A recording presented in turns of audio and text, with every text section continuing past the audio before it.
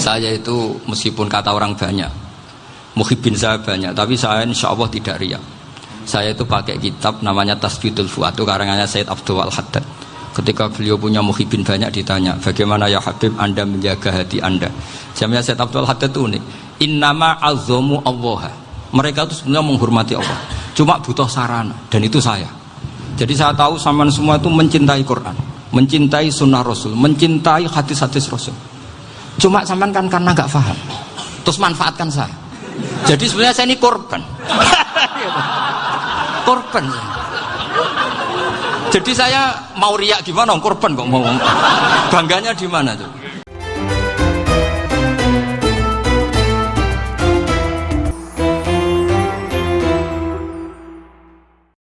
Saya itu pemuja Allah yang serius.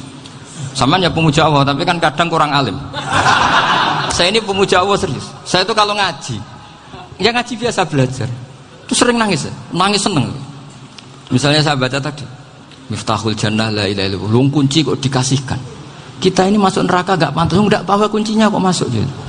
Harusnya kita ini masuk surga, kita kan pegang kunci surga, gak pegang kunci neraka. Maka aneh kalau kamu masuk neraka itu aneh. Coba kita pegang kunci surga apa kunci neraka? Tapi kadang teman saya suon rokok rano kunci ini. Karena tidak ada pintunya. Terus saya bilang, kamu kok tahu? Memangnya mau ke sana kata saya. Saya tidak punya rencana tahu neraka. Dan saya meskipun guyon itu serius. Bedanya orang alim sama ndak itu di situ. Kalau orang alim itu guyon itu masih benar, masih serius. Coba saya bacakan ayatnya. Ala inna awliya Allahi la khaufun alaihim wa lahum yahzanun. Terus lahumul busyra fil hayatid dunya fil akhirah. Artinya kalau mungkar nangkir dengan penampilan garang gitu, berarti ada ketakutan apa enggak? Ada. Padahal ciri utama walinya Allah tidak ada ketakutan. Makanya itu termasuk dalilnya Sayyid Muhammad. Tidak semua orang alami seperti itu, karena wali-wali itu la khaufun alaihim wa lahum yahzanun. Wah anak kiai ketemu karena kerja buat tidur wedek. Iku rezeki ora kok pertanyaan itu nak konan santri piye. Lho isen wis kiai dihanjuti mungkar nakir. Malu gak kira-kira? Mesti pelengahan konan santri piye. Nak jawabannya gampang karena pernah ngajar tauhid. Makanya Sayyidina Ali ini ceritanya ada di kitab Nurul Dholam. Sama lihat di kitab Nurul Dholam karangannya Syekh Nawawi Banten. Itu Sayyidina Ali itu ya, andekan orang biasa mungkin ya agak-agak hasud, tapi ini wali gak boleh kamu katakan hasud. Dia itu mangkal sama Umar. Orang kok setiap orang pernah dibentak, apa dia berani bentak mungkar nakir? Penasaran dia. Bagaimana perangnya Umar itu berlanjut enggak gitu kira-kira. Akhirnya minta, ya Allah saya minta kasyaf. Ya karena yang minta Sayyidina Ali karena mau wajah dituruti sama kasyaf. Dilihat Sayyidina Umar pas meninggal itu. Jadi hasud itu ya kadang penting asal baik. Loh betul, bahasa Kanjeng Nabi kadang la hasada illa fisnaten. Itu Nabi bahasakan ya hasad. Gus Verson saja yang nafsirkan ghobtoh itu kan gaya-gayanan sebagai ulama. Aslinya Nabi ngendikannya itu la hasada illa fisnaten. Ulama yang ganti itu namanya ghobtoh. Wong Nabi sendiri nyebut hasad, kok kamu tafsiri ghobtoh. Ya hasad ya hasad. Udah enggak usah ditawil-tawil, pokoknya gitu. Kalau sama nggak percaya nggak apa-apa. Kok gitu aja kok repot. Karena sama nggak percaya kemungkinannya dua. Satu nggak ngerti. Dua sama-sama alim. Kan dari awal kalau sama-sama alim kan laisa li alimin ayuqallida aliman akhir. Kita nggak perlu saling mengikuti. Ngapain hasud? Biasa aja. Akhirnya Sayyidina Ali kasar. Pas Umar bangun, setelah mati kan bangun, setelah meninggal bangun. Mungkar nakir datang dengan perang yang sangat garang. Itu digambarkan Sayyidina Ali, matanya itu kalkidril ghali, kayak apa kendil yang apa menganga. Wah seru. Sayyidina Ali senang, paling takut ini Umar. Senangnya bukan main, wah ini mesti takut Umar. Biasa. Ternyata enggak, Umar malah bangkit. Woi mungkar nakir ya. Kamu tahu menghadapi siapa? Itu betul. Kamu itu menghadapi temannya ahabbal khalqi ilallah. Yang diandalkan temannya bukan dia. Kamu tahu yang kamu hadapi, saya ini teman kekasihnya Allah. Jadi boleh kamu mengandalkan Mbak Virjon. Tapi nanti resikonya mungkar tanya, itu virgin siapa? Wah itu masalah kan. Makanya syaratnya wali itu harus ma'rufun fis sama. Di langit sudah populer. Makanya dulu ada orang yang saking seninya Abdul Qadir ditanya apa saja jamnya Abdul Qadir Al-Jilani, itu aman karena beliau populer. Makanya program kita harus populer dulu di langit. Oh, itu nanti kalau dicatut oleh santri-santri nggak apa-apa. Kalau nggak populer nanti dicatat, itu siapa? Masalah ini. Umar itu yang dibanggakan itu, kamu tahu saya siapa? Ya tidak tahu. Saya ini temannya kekasihnya Allah.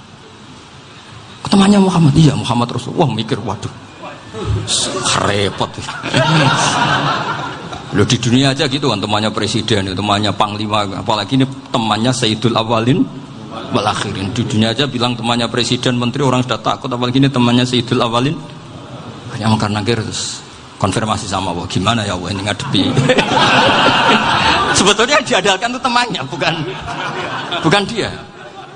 Wah, akhirnya sama Allah dibilang, ya bu, ya sama seorang seperti itu bu yang sopan.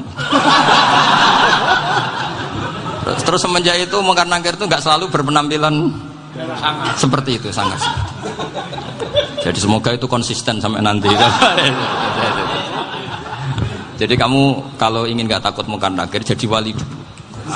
Karena syaratnya tadi hanya wali sing la khaufun alaihim walahum yahzanun lahumul busyra fil hayatid dunya fil akhir. Jadi orang itu kalau ngaji itu harus khatam. Jangan semuanya kena pertanyaan. Dan kalau semuanya kena pertanyaan nanti repot. Kalau Nabi Muhammad ditanya waman Nabi juga. Nabimu siapa? Lu kan terus jadi aneh. Jadi makanya ngendikane Sayyid Muhammad semua ulama lah, nggak ada am kecuali ditaksis. Kecuali sifatnya Allah. Misalnya bikulli syai'in alim ya benar-benar bikulli syai'in. Tapi kalau am semuanya pasti ada taksis. Meskipun dalam muhawarah muhadasah biasa. Misalnya contoh gampang, istri kamu baru seneng kamu, mas nak pengen apa-apa itu lapor aku, gak apa-apa mas, mesti aku seneng sama lapor. Iku dia aku pengen wayo. Wah langsung jadi apa wae. Mesti apa wae maksudnya kecuali itu gitu. Padahal kalau ngomong mas sampean ingin apa saja tak dukung. Sampean bilang pengen iku wayo. Kira-kira disetujui apa enggak? Sama seperti kita kalau punya teman akrab, wes nang omahku gak apa-apa, anggap ya omahmu dewe. Terus mlebu-mlebu kamar. Jadi tidak ada am kecuali ditaksis. Artinya kalau ada cerita bahwa orang mati pasti ngalami ditanya Mungkar Nakir, itu pasti ada am yang ditaksis. Itu pasti gak dialami para anbiya, para auliya. Karena ciri utama wali itu la khaufun alaihim walahum yahzanun.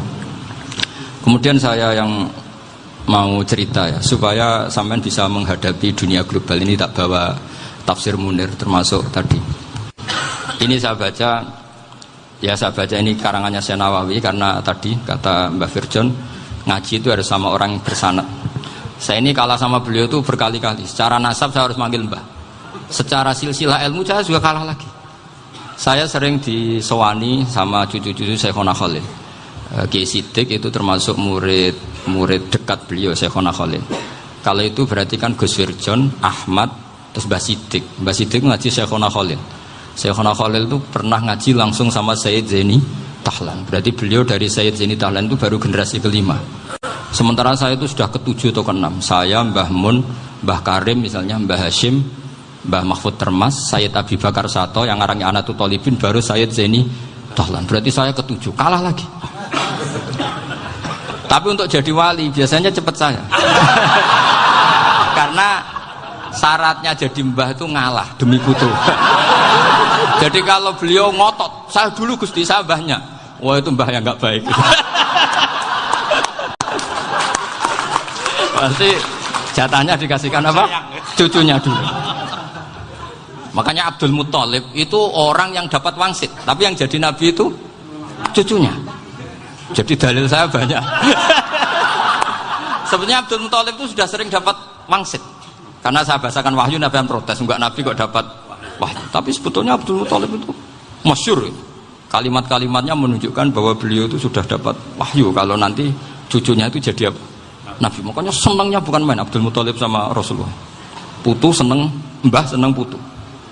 Jadi mungkin, jadi sampean enggak usah protes loh.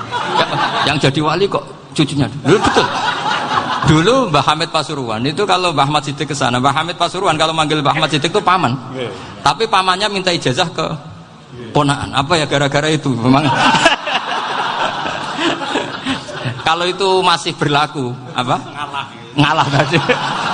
Kayaknya masih, apa? Hawane masih. Hawane masih. Karena melihat tren-tren langit masih gitu kayaknya masih. Masih itu. Ya, tapi mbahnya tetap dapat jatah, tenang saja nanti. Tapi memang sebaiknya mbah itu legowo. Rasulullah Muhammad SAW itu terkenal min dzurriyyati Ibrahim. Tapi kata Rasulullah, ana dakwatu Ibrahim wa bisyaratu Isa. Aku nganti ngene iki barokah dongane Nabi siapa? Ibrahim. Jadi dongane Nabi Ibrahim dia tiba teng putu. Jadi banyak bukti bahwa jatuhnya ke putu gitu. Tadi saya di kamar sama beliau berduaan. Nih Mbah sing dadi wali di sini, aku webah. Cocokan tadi. Nah, kenapa saya akhir-akhir ini gulirkan daftar wali? Kenapa? Saya ini resah ya, orang sudah ingin dicintai pejabat, dicintai tetangga, dicintai teman. Tapi kadang-kadang orang lupa lagi dicintai Allah. Makanya saya meskipun guyon, tapi ini amdan, bukan sahwan. Supaya orang punya cita-cita lagi jadi wali, ingin dicintai Allah. Kita ini terlalu lama ingin dicintai makhluk. Mbok ya naik kelas sedikit lah. Ingin dicintai Allah Subhanahu wa Ta'ala. Meskipun saya guyon, tapi tadi guyon saya tuh lebih serius ketimbang serius Anda. Karena tak pikir. Saya tuh kalau pergi itu seneng ngebis, bukan karena saya tidak punya mobil, tapi saya sering mau butuh itu supaya gak diganggu. Karena saya tuh harus punya waktu sendiri. Kalau bis kan ketemu orang nggak kenal, tapi sekarang ya agak susah, banyak yang kenal. Dan susahnya lagi gak minta ijazah, minta foto. Repot tuh. Mau dibenci itu umatnya Rasulullah Shallallahu Alaihi Wasallam, mau disetujui itu sanatnya mana? Kalau ketemu orang alim minta apa? Foto. Itu nggak ada sanatnya. Nggak tahu saya itu mazhab dari mana itu. Ya mazhab milenial yang jelas itu kan. Ini tak baca ya biar dapat. Karena ini kenangan saya sama Mbah Ahmad Siddiq. Saya masih ingat betul beliau ngisi hallnya Mbah Abdullah bin Umar, berarti abahnya Mbah Hamid. Karena mbah saya itu Fatimah binti Khalid bin Umar, kalau Mbah Hamid itu Hamid bin Abdullah bin Umar. Itu saya masih ingat betul zaman itu Mbah Hamid setiap hall di Lasem itu rawuh dan saya derek mbah saya karena masih misanan datang ke Lasem. Itu beliau pas itu ngisi sama Mbah Mun. Mbah Mun masih muda, Ki Ahmad Siddiq sepuh senior. Itu beliau cerita bahwa dulu ketika Indonesia dijajah Jepang itu para kiai mimpi dibacakan ayat Ghulibatir Rum fi adnal ardi wa hum min ba'di ghalabihim salim. Terus ada kiai yang tanya, takwilannya gimana? Ya nanti Jepang pulang bukan karena kita yang mengalahkan, tapi Jepang ada yang mengalahkan sendiri meskipun tidak kita. Kayak dulu Faris tidak dikalahkan Islam tapi dikalahkan Romawi, tapi yang senang umat Islam. Wa yauma idzi yafrahul mu'min. Itu luar biasa ulama-ulama kita. Delalah kejadiannya Indonesia seperti itu. Yaitu kita tidak mengalahkan Jepang, tapi Jepang pulang sendiri karena dikalahkan apa? Sekutu. Ya ini saya baca. Ini tidak usah dicek bacanya benar apa enggak, sudah aman apa? Aman. Karena kalau saya salah itu ya sengaja. Artinya ya sengaja saja. Ya biasa maksudnya. Saya kemarin ngisi di Pondok Peloso, di Pondok Al Munawir Jogja. Salah itu ada dua, ada salah memang benar-benar salah, itu nggak apa-apa, bisa dimakfu karena mesti sangke wong goblok salah yang terus itu. Ada salah bawaan ilmu, itu repot tuh dan ini.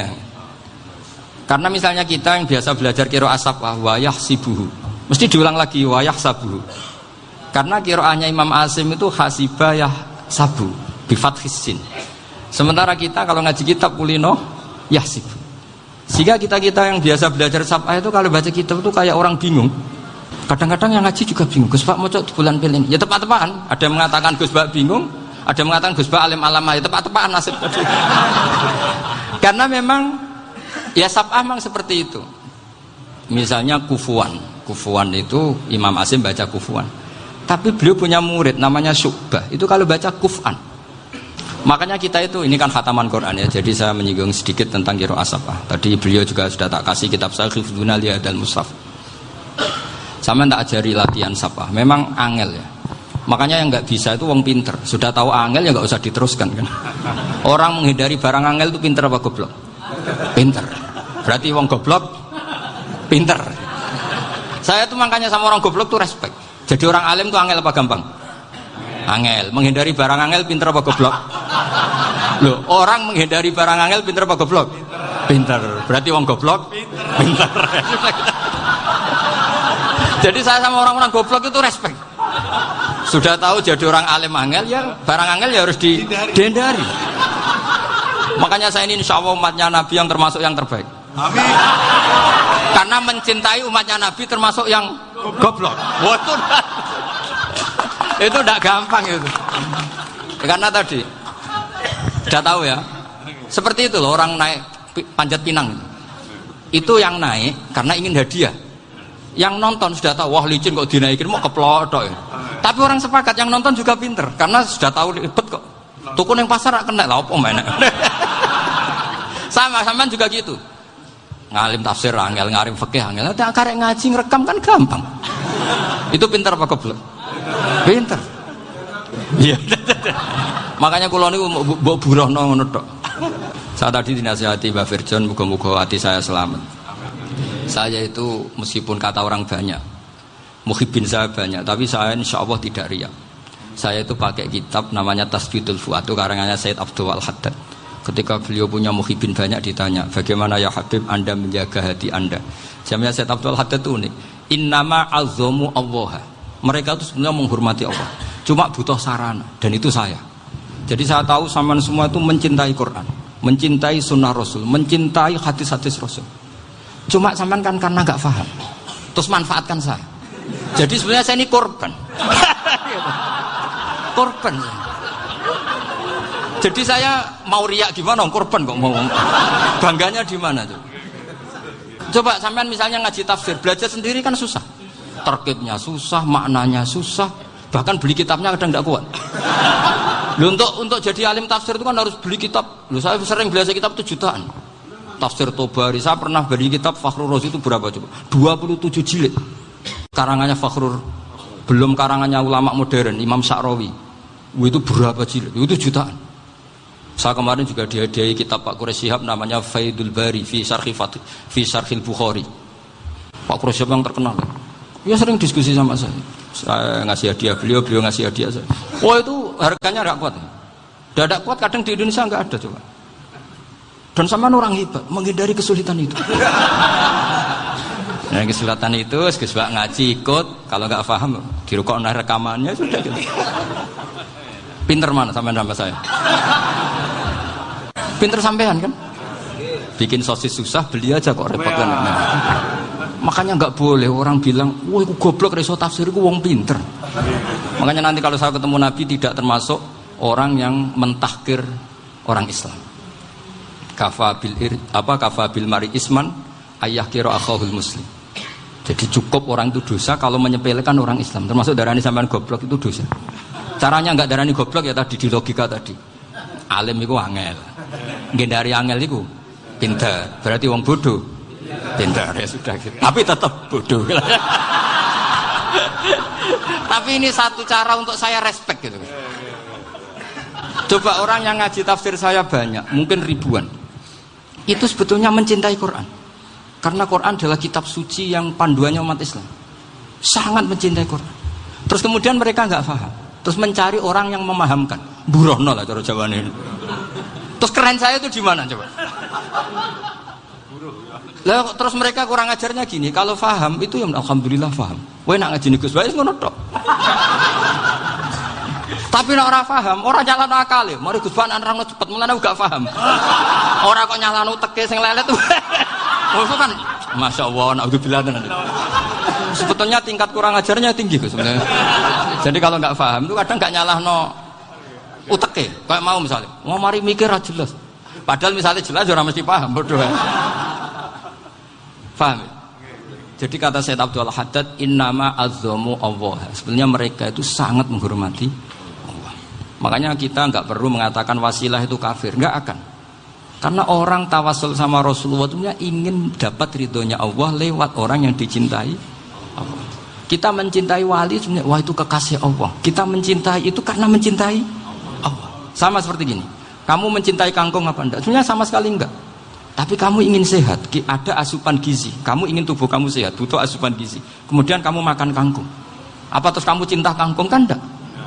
Cinta kesehatan kamu sama. Orang yang mencintai saya ingin kepuasan rohani. Saya kan termasuk kiai yang torekonya gampang. Ini swarga, kan akhirnya penggemarnya banyak. Coba kalau kamu neraka. Jadi sebetulnya Anda mencintai kepuasan Anda sendiri. Nah, saya ini korban. Makanya untuk masuk surga cepat saya, korban itu cepat. Da'watul mazlum la turaddu kan gitu. Laisa bainahu wa bainallah hijab. Jadi saya kalau donga langsung seret langit. Karena mazlum. Saya sinau tafsir itu, Pak, sampean bayangkan ada tafsir itu sudah 27 jilid. Sing ngarang Fakhrul Razi itu buletnya bukan main. Karena dia ahli filsafat. Buletnya masyaallah. Sudah gitu sinau Jalalain kadang dikomen oleh Sawi. Sudah kita percaya Jalalain jebule dibuli Sawi. Percaya Sawi dikandani, "Oh iku Maliki rasa ribet." Sudah gitu sinau Qurtubi, sinau tafsir Tabari itu susahnya. Belinya susah, belajarnya susah. Padahal saya punya keluarga, punya istri, punya anak. Bayangkan kalau istri saya rewel kayak istri sampai. Wah itu. Tapi alhamdulillah enggak. Sama sekali enggak. Allah sudah milihkan, wah ini bahaya kalau punya istri rewel. Imam Sibawai itu kitabnya banyak, tapi yang terbukukan hanya Kitab Sibawai. Karena beliau kalau sudah belajar lupa istri. Hanya pas beliau di pasar, kitabnya dibakar semua sama istrinya. Karena dianggap saingannya. Ternyata yang dicerai tidak kitabnya, malah istrinya. Itu Imam siapa? Sibawai. Tapi alhamdulillah kitab saya nggak terbakar, aman. Saya teruskan ya. Jadi untuk menjaga riya dilatih innama azzamu Allah. Sebenarnya mereka itu menghormati. Sehingga wasail-wasail itu sebenarnya nggak pernah jadi subjek pelaku utama, enggak. Tetap Allah. Sebab itu kata Sayyid Muhammad, kamu kok mengatakan wasilah itu kafir itu gimana? Ketika innallaha qad ba'atsa lakum taluta malika.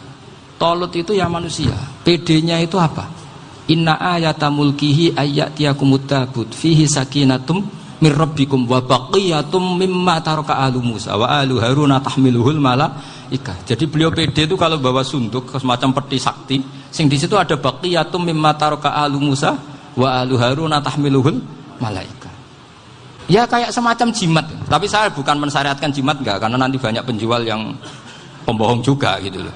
Cuma cerita, kamu tidak usah mengatakan kafir. Dulu Talut PD-nya kalau bawa sunduk semacam peti kesaktian yang di situ ada baqiyatum mimma taraka alu Musa wa alu Haruna tahmiluhul malaika. Sehingga Khalid bin Walid meskipun beliau sahabat dan menyaksikan wajah Rasulullah SAW, itu bawa sya'aratun min sya'aratihi Rasulullah SAW, bawa rambutnya Nabi. Perang kemana-mana itu diletakkan di pecinya. Nanti sama tanya lagi, masa pakai peci Khalid bin Walid ini? Wah panjang, sampai itu repot. Sampai tak warai ngaji usul fikih. Usul fikih itu kalau ngaji itu ada istilah tangkihul manat. Ini mestinya wilayah yang kita bisa berdebat sama Mbah Firjon. Dulu itu musuh saya karena saya makili Anwar, beliau makili Peloso. Tapi tahu-tahu kalah tua terus saya mengundurkan diri. Di fikih itu ada istilah, ada tangkihul manat, ada tahqiqul manat, ada tangkihul manat. Tangkih itu kira-kira gini, lafadz hadis itu dibuang sekian untuk tahu bahwa itu madarul hukmi. Misalnya gini, tak beri contoh paling gampang. Sama harus paham, kalau nggak paham nggak pinter-pinter. Ja'a a'rabiyun ila Rasulillah sallallahu alaihi wasallam. Ya karena ini menghormati Mbah Ahmad Siddiq, saya orang alim, jadi ngaji ini tetap ada suasana alim. Ya harus ada suasana alim. Nggak perlu jadi orang alim tadi, susah. Sudah ngedari susah itu pintar. Sudah itu aja.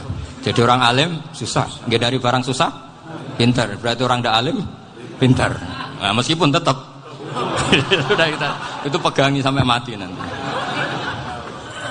Loh, jadi orang alim itu repot. Itu kata Imam Ghazali, kalau orang alim kalau masuk surga itu sama Allah nggak boleh. Kif, kamu nggak boleh langsung masuk surga. Coba cari umat kamu, syafaati dulu. Nah, saya takut nyari sampean nggak bisa kembali. Saya tidak punya rencana itu. Pokoknya mau masuk. Golek sampean kuaduan. Aduan balik raroh dewe, wah repot nanti saya. Berat jadi orang alim itu berat. Ya saya teruskan ya. Ada tangkihul manat. Ja'a a'rabiyun ila Rasulillah sallallahu alaihi wasallam. Faqala ahlaktu wa ma ahlakaka qal waqa'tu imraati fi nahari Ramadan. Ya sidang kita, saya ini rusak ya Rasulullah. Kenapa? Karena saya menjima istri saya fi nahari Ramadan. Terus kata Nabi, kamu harus bayar kafarah. Napa Nabi kafarah? Puasa 2 bulan. Wong baru 1 hari aja terjadi gitu kok disuruh puasa 2 bulan. Ya tidak kuat ya Rasulullah. Baru berapa hari saya puasa aja kecelakaan seperti itu. Apalagi kalau sampai 2 bulan. Tidak ya Rasulullah. Ya sudah kalau gitu kamu pertama ngasih makan apa? Itqu raqabah kan, pertama merdekakan budak. Tapi kan sekarang nggak ada budak makanya. Terus sekarang langsung puasa. Wah ini nggak bisa semua. Ya sudah ngasih makan orang 60. Kasihkan siapa ya Rasul? Ya orang fakir. Saya ini paling fakir. Di kampung saya ini orang paling fakir. Jadi mulai dulu orang fakir itu hubungan suami istri itu paling lancar. Mulai dulu. Makanya orang fakir itu anaknya banyak. Karena hiburannya hanya itu. Wong Ramadan aja. Coba mau ke ATM nggak punya uang, mau antri di bank nggak punya, mau apa coba? Itu mulai dulu. Ini sanatnya mutasil. Wah, akhirnya sudah sanksinya kan tadi ya itqu raqabah atau puasa 2 bulan berturut-turut atau ngasih makan 60 orang miskin. Lalu kata ahli usul fikih, kata A'rabi dibuang, nggak menjadi catatan hukum. Orang kota pun kalau melakukan itu juga kena sanksi yang sama. Imro'atau juga dibuang. Andai kan itu dilakukan untuk amatnya juga ketentuannya sama. Nah sekarang perdebatan antara Imam Syafi'i dan Imam Malik begini. Sekarang pertanyaan gini, jima istri itu hukumnya boleh apa haram? Boleh kan? Lalu kalau ada orang tanpa udzur kemudian makan siang-siang, cara Imam Malik hukumnya sama, harus kena sanksi yang sama. Karena sama-sama hadku hurmati Ramadan bi ghairi udzrin syar'iyyin. Sama-sama merusak hukum Ramadan tanpa udzur syar'. Lo jima itu tidak zina. Kan hukumnya jaiz. Nah sekarang makan hukumnya jaiz, harusnya juga kena ketentuan yang sama. Cara pikirannya Imam Malik. Nah alhamdulillah Imam Syafi'i gak setuju. Wah cara setuju repot. Bahkan orang-orang Syafi'i sudah punya khilaf, kalau gitu minum dulu. Iya, biar gak kena. Iya, biar iftarnya pakai minum. Setelah minum baru jima kan. Ini sudah menyiapkan khilafnya. Ini khas Syafi'i ini, bongsong rekayasa hukum. Nanti bisa belajar jauh cara ngakali hukum. Makanya guyonan yang masyhur Gus Dur itu gitu.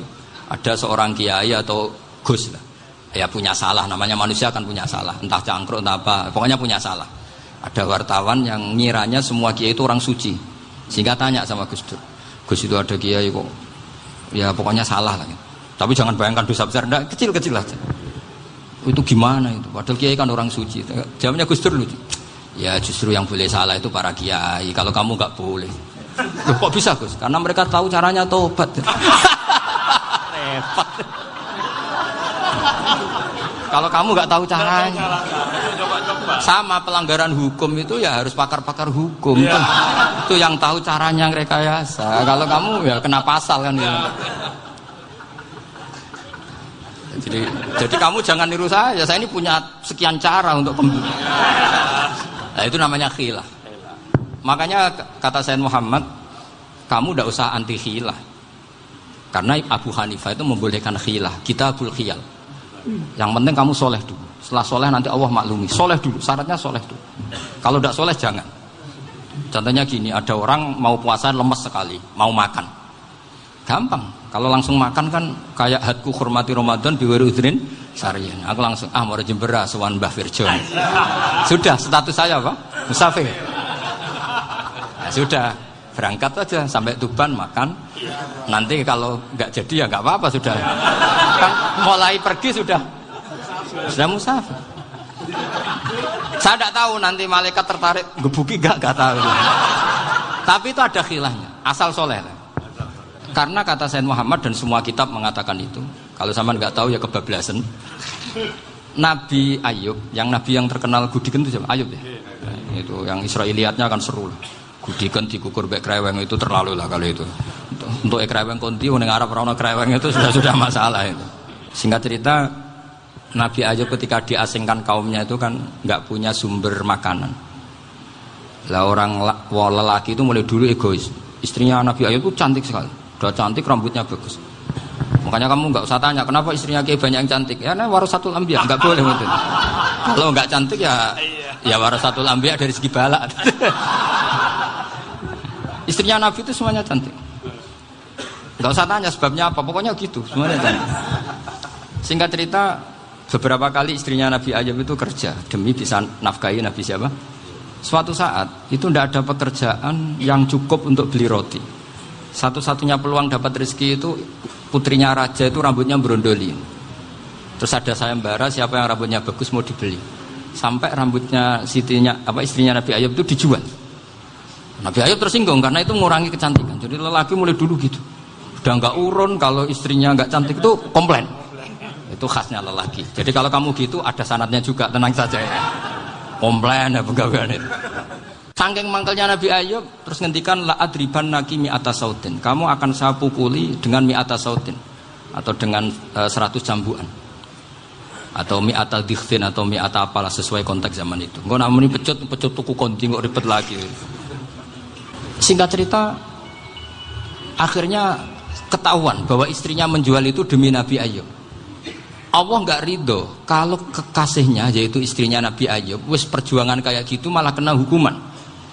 Tapi Allah juga nggak ingin kekasihnya yang bernama Ayub melanggar sumpah. Padahal beliau sudah sumpah, wallahi demi Allah nanti tak pukul dengan 100 kali. 100 kali dengan lidi lah misalnya, contoh yang gampang tuh lidi. Akhirnya sama Allah dikasih satu solusi. Wa khud biyadika dikhtan fadrib bihi wala tahnas. Ya sudah, lidi itu ikat jumlahnya 100. Terus pukul sekali saja. Anggap saja sudah 100. Iku pangeran sing wari ngakali ngono iku pangeran. Tapi syaratnya soleh.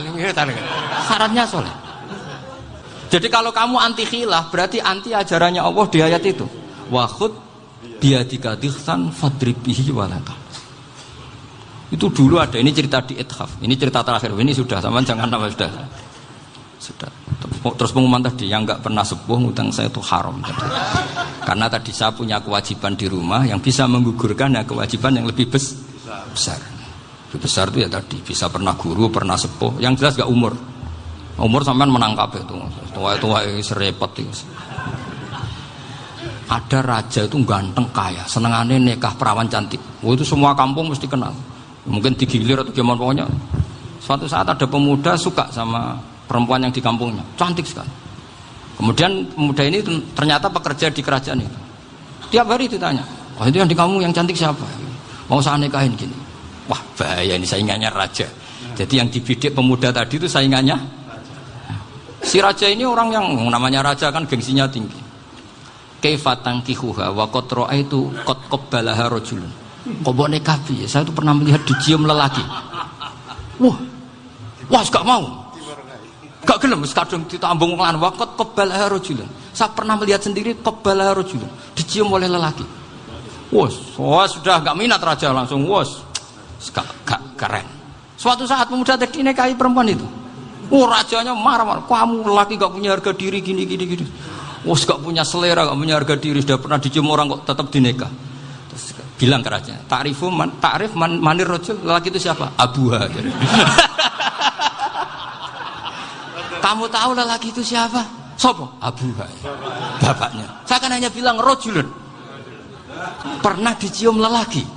Lah pikirannya raja itu lelaki kue-kue ngene iki. Tapi butuhe canom mau raja ben gak sida, itu aja tuh. Baru kayak digulirkan gitu, waqat qabbalah rajulun. Wah nggak mau. Setelah itu suatu saat pegawainya tadi nikahi perempuan. Kamu nggak punya harga diri gini. Kamu tahu mandir rajul apa abuha? Wah nak ngono aku gak apa-apa. Lah monggo sakniki wis bojo kula. Ora trimo wis diambung wis macam-macam. Lah itu namanya khilah. Apa? Khilah. Kalau di balaghah disebut tauriyah atau apalah. Tapi saya tidak ngajari sampean seperti itu. Sudah pinter sebelum saya ajarin. Bangsa ngakali kan sudah pinter. Saya kira demikian. Assalamualaikum.